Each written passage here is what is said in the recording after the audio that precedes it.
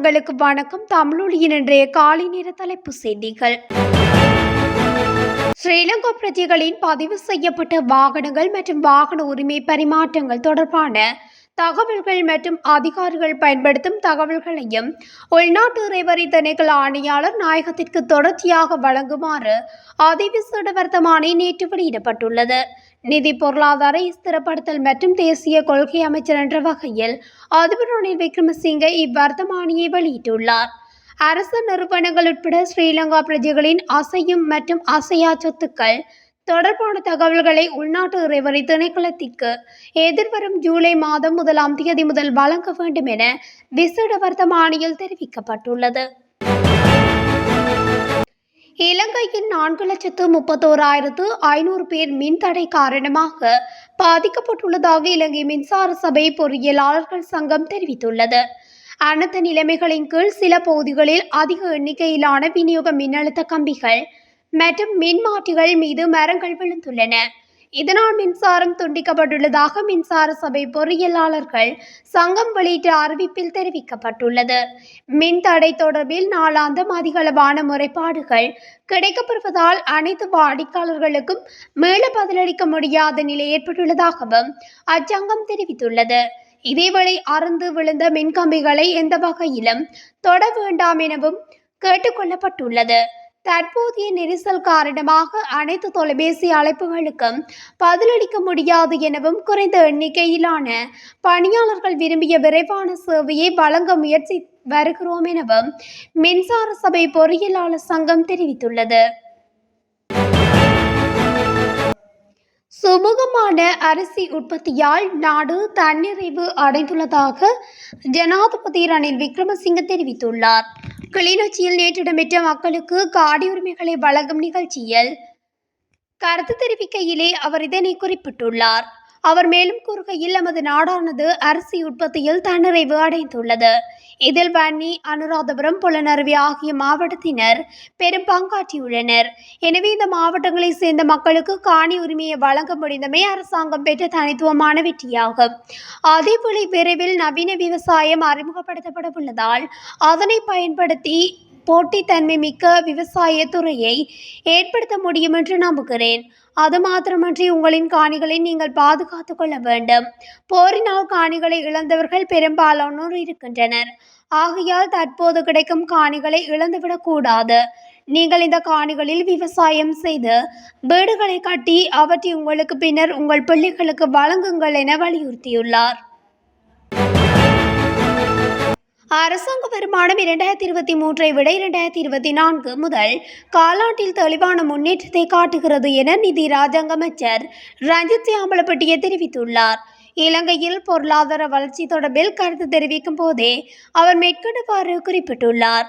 நிச்சயமாக 2023ஆம் ஆண்டின் முதல் காலாண்டுடன் ஒப்பிடுகையில் 2024ஆம் ஆண்டின் முதல் காலாண்டில் தெளிவான வளர்ச்சி உள்ளது. பணவீக்கம், டாலர் கையிருப்பு, சம்பள உயர்வு ஆகியவற்றில் சாதகமான வளர்ச்சியை கொண்டுள்ளோம். அரசாங்க வருமானம் 2023ஐ விட 2024 முதல் காலாண்டில் தெளிவான முன்னேற்றத்தை காட்டுகிறது. இதே எண்ணிக்கையில் சொல்வதை விட காலாண்டுக்கு காலாண்டு மாற்றங்களை காணலாம். ஆனால் மக்களுக்கு பிரச்சனைகள் உள்ளன, இதனையும் நாம் மறுக்கவில்லை என குறிப்பிட்டுள்ளார். நாடளாவிய ரீதியில் நேற்று மேற்கொள்ளப்பட்ட விசேட சுற்றி வளைப்பின் போது 8 பெண்கள் உட்பட 592 பேர் கைது செய்யப்பட்டுள்ளதாக போலீசார் தெரிவித்தனர். கைது செய்யப்பட்ட சந்தேக நபர்களில் 11 பேர் மேலதிக விசாரணைகளுக்காக போலீஸ் தடுப்பு காவலில் வைக்கப்பட்டுள்ளதாக போலீசார் தெரிவித்தனர். சந்தேக நபர்களிடமிருந்து 124 gram heroin, 114 gram ice, 257 gram கஞ்சா உள்ளிட்ட போதைப் பொருட்கள் கைப்பற்றப்பட்டுள்ளதாக போலீசார் மேலும் தெரிவித்தனர்.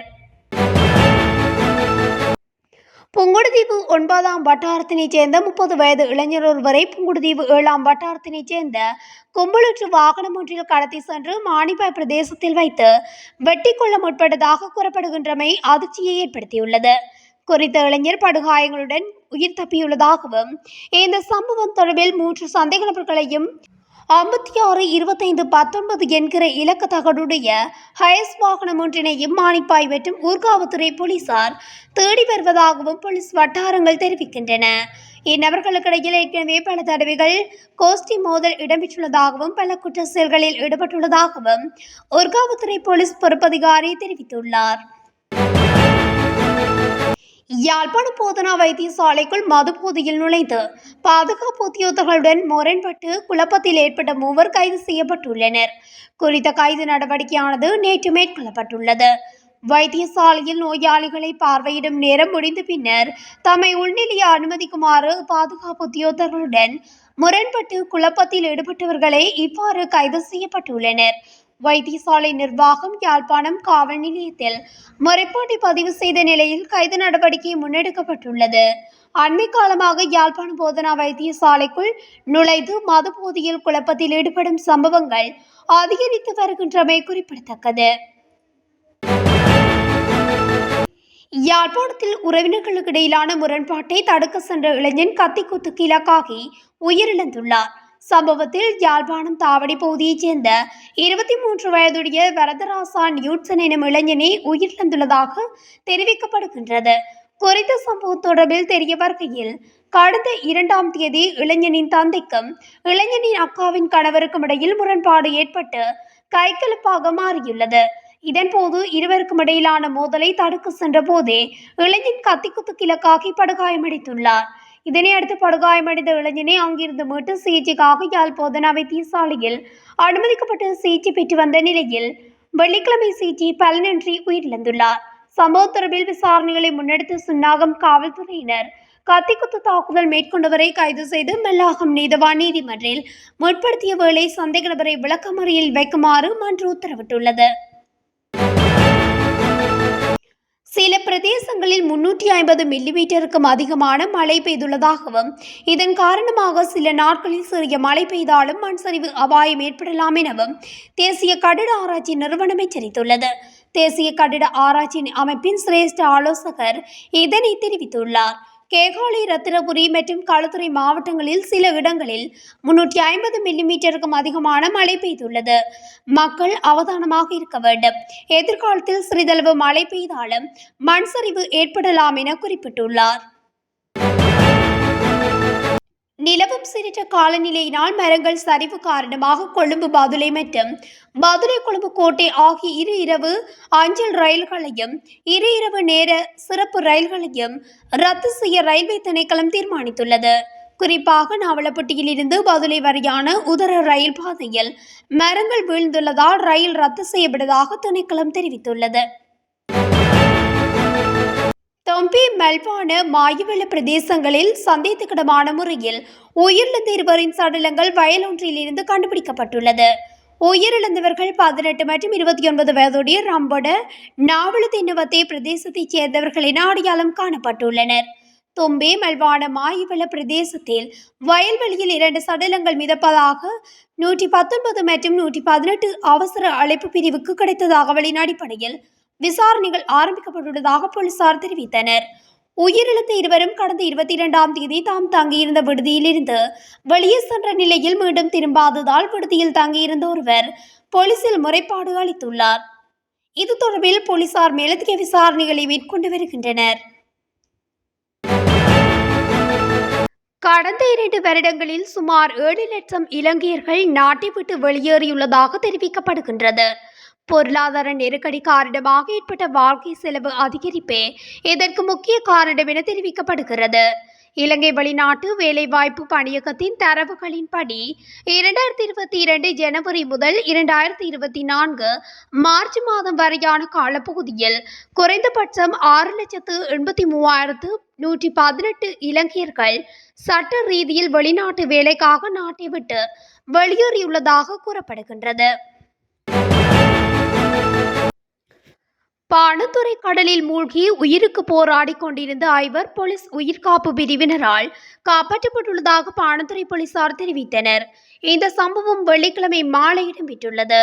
புலன்சிங்கள, அயக்கம மற்றும் அலுப்போமுள்ள ஆகிய பிரதேசங்களைச் சேர்ந்த 19, 20, 23 மற்றும் 29 வயதுடைய 5 நபர்களை இவ்வாறு காப்பாற்றப்பட்டுள்ளனர். இவர்கள் ஐவரும் பாணந்துறை கடலில் நீராடிக் கொண்டிருக்கும் போது திடீரென நீரில் மூழ்கியுள்ள நிலையில் அங்கு கடமையில் இருந்த போலீஸ் உயிர்காப்பு பிரிவினர் இவர்களை காப்பாற்றியுள்ளதாக போலீசார் தெரிவித்தனர். திருகோணமலை சளி கடற்கரையில் இருந்து கடந்த 21ஆம் தேதி இயந்திர படகில் மீன்பிடிக்க சென்றபோது காணாமல் போயுள்ள 2 கடற்தொழிலாளர்களை தேடி நேற்று காலை முதல் விமானப்படைக்கு சொந்தமான உலங்கு வானூர்தி தேடுதலை ஆரம்பித்தது. இந்த தேடுதல் நடவடிக்கையில் கடற்படை அதிகாரி ஒருவரும் இணைந்துள்ளார் என்று கடற்தொழில் நீரியல் வளத்துறை அமைச்சு கூறியுள்ளது. சீரற்ற காலநிலையால் கடற்படையினர் மேற்கொண்ட தேடுதல் வெற்றி பெறாத நிலையில் தற்போது விமானப்படையின் உதவி பெறப்பட்டுள்ளது என்று தெரிவிக்கப்படுகின்றது. சளியைச் சேர்ந்த குட்டிராசா சசிகுமார் வயது 44 என்பவரும் முருகையா சுயாந்தன் வயது 32 ஆகிய 2 கடற்தொழிலாளர்களே இவ்வாறு காணாமல் போயுள்ளனர். பலத்த மழையுடனான வானிலையால் ஏற்பட்ட அனர்த்தங்களில் உயிரிழந்தோரின் எண்ணிக்கை 7 ஆக அதிகரித்துள்ளதுடன் 13 பேர் காயமடைந்துள்ளனர்.